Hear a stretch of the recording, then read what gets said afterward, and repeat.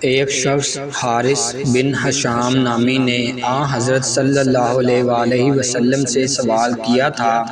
کہ یا رسول اللہ، آپ پر وحی کیسے نازل ہوتی ہے؟ آپ صلی اللہ علیہ وآلہ وسلم نے فرمایا کہ وحی نازل ہوتے وقت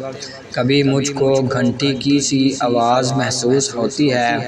اور وحی کی یہ کیفیت مجھ پر بہت شاق گزرتی ہے۔ جب یہ کیفیت ختم ہوتی ہے تو میرے دل و دماغ پر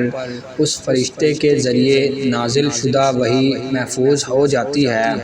اور کسی وقت ایسا ہوتا ہے کہ فرشتہ بشکل انسان میرے پاس آتا ہے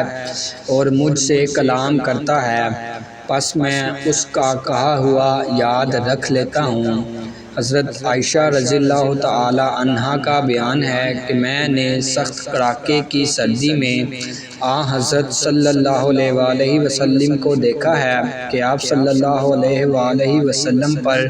وحی نازل ہوئی، اور جب اس کا سلسلہ موقوف ہوا تو آپ صلی اللہ علیہ وآلہ وسلم کی پیشانی